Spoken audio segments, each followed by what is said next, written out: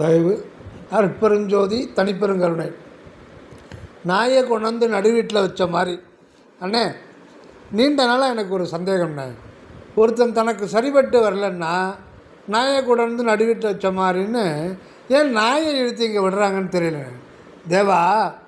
அதுக்கு உலகத்தில் பல காரணங்கள் சொல்லுவாங்க, அதெல்லாம் நமக்கு வேண்டாம். எனக்கு என்ன தோணுதோ அதை மட்டும் நான் உன்கிட்ட சொல்கிறேன். தயவு நாய் அப்படின்னா உடனே கேவலமான பிராணின்னு நினைக்கக்கூடாது. அது நல்ல நன்றி உணர்வு உள்ள ஜீவன். சூழ உள்ள ஒவ்வொரு உயிரினத்தின் குணமும் மனிதனுக்கு ஒரு பாடமாக உள்ளது. இங்கே நம்ம சாமி சரவணந்தவர்கள் நாய்க்கு நல்ல அர்த்தம் சொல்கிறாரு. கடவுளுக்கு நாயகன் ஒரு பேர். விநாயகன் அப்படின்னா என்ன? நாயகன்னா தலைவன், விநாயகன்னா தனக்கு மேலே ஒரு தலைவன் இல்லாத இறைவன் என்று பொருள். நாயகன் என்ற சொல் இரண்டு சொல் இணைக்கப்பட்ட ஒன்று. அதாவது நாய் ப்ளஸ் அகன் நாயகன். அகன் என்றால் அகத்தின் உள்ளே புறத்தில் தோன்றா பெருமையனாக இருப்பவன் என்று பொருள். சரி, இங்கு நாய் என்ற சொல் ஏன் முன்னாடி சேர்க்கப்பட்டுள்ளது? ஊன் உடம்பு கடவுளின் ஆலயமாகும்.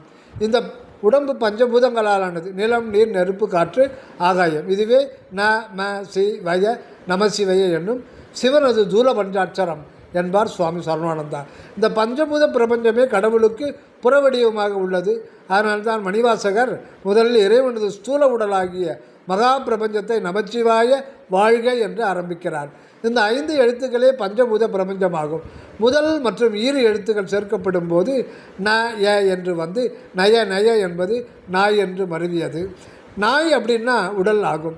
நாய் குறைத்து தொல்லை தருவது போல இந்த உடல் அடிக்கடி பசி, தாகம், பிடி, மூப்பு, மரணம் முதலான சோதனைகளை தருவது. இந்த நாயான தேகம் புறத்தில் உள்ளது. இதற்கு உள்ளே அகத்தில் கடவுள் உள்ளார். இந்த உடல் நிலை எனில் கடவுளை உணர முடியாது.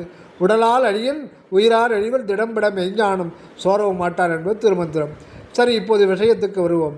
நாயை உணர்ந்து நடுவீட்டில் வச்ச மாதிரின்னு சொல்கிறது ஏன் அப்படின்னா, இந்த நாயாகிய உடையே நான் என்ற உணர்வு கொண்டு நாம் பிழைத்து வருகிறோம். அதாவது உலகிலும் ஒரு மதமாகவே, அதாவது உலகாத மதம் என்று கருதப்படும். இதில் தேகமே ஆன்மா என்றும் போகமே முக்தி என்றும் கொள்கை. ஆக மனிதனுடைய உண்மையான அழிவற்ற அகவடிவம் ஆன்மாவாக இருக்கின்றது. ஆனால் நாமோ இந்த நாய் உடலையே நான் நினைத்து நடு என்கின்ற ஆன்ம வீட்டில் வாழ வேண்டிய நாம் நாயையை நான் என்று மயங்குகின்றோம். ஆனால் ஞானிகள் ஆன்மாவையே தனது இயற்கை உண்மை வடிவம் என்று அறிந்து முக்தி அடைகின்றார்கள்.